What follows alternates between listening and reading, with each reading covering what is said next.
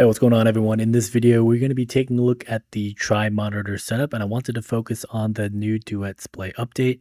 So what you're going to be looking at is comparing this portable monitor from Azorpa. You can get on Amazon for about $100, the Legion 7i 2023, and then, of course, any iPad or even works with an iPhone, actually.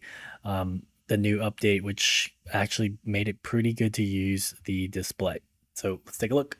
So first thing let's take a look at is once I get my screen recording set up, you could go to the Duet Options and you can see here that it now provides you a 120 FPS. So this is a new setting.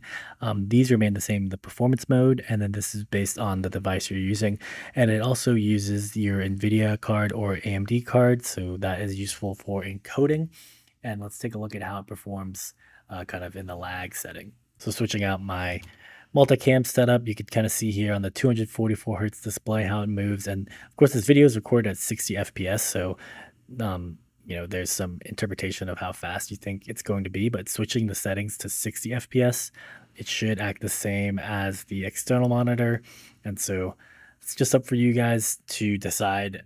I personally think that the 120 frames per second doesn't seem as smooth as the Pro Motion if you were just using the iPad, but it is definitely improved, in my opinion, over the 60 FPS before.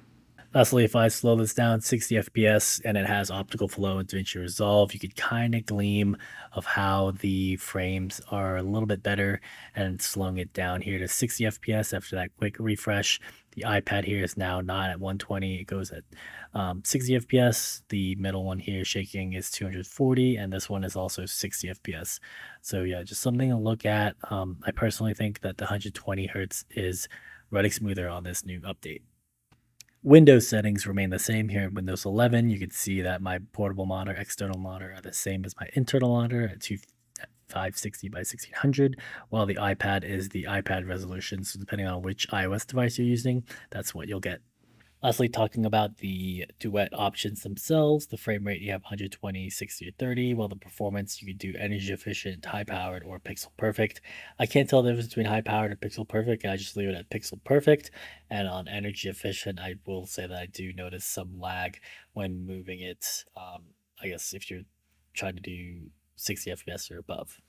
That's my take on the Duet new update. So the Azorpa has been running fine. It's a lightweight device. Depending on if you have an iPad and don't want to buy an external monitor, you can consider just using your iPhone or iOS device.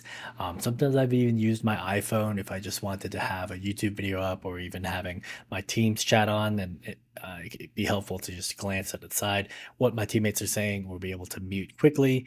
And then other uses, if you're going to use your iPhone, it is a small device, but I mean, you could have Twitch or any like video player up while your main screen is whatever you're working on. And then, of course, if you have a setup like me, you could have the external monitor running off USB-C, and then the iPad as a bigger, same as an external monitor. And I think the best device if you're traveling, so I've been traveling lately, is if you don't want to bring the external monitor, even though the one I have, and I'll leave a link below, is pretty light. You could just bring an iPad and it has Apple Pencil. It could, you know, the weight that you're carrying could suffice as something other than just an external monitor.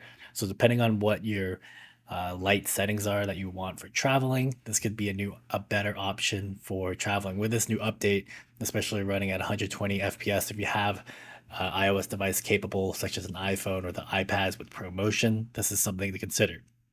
Let me know if you have any questions below. This is probably the best option for using an iOS device as an external monitor that I've found. I've tried SpaceDesk and Luma, but I think that having the hardwired is definitely the better settings. So, hope you guys enjoyed. I'll see you guys in the next one. Peace.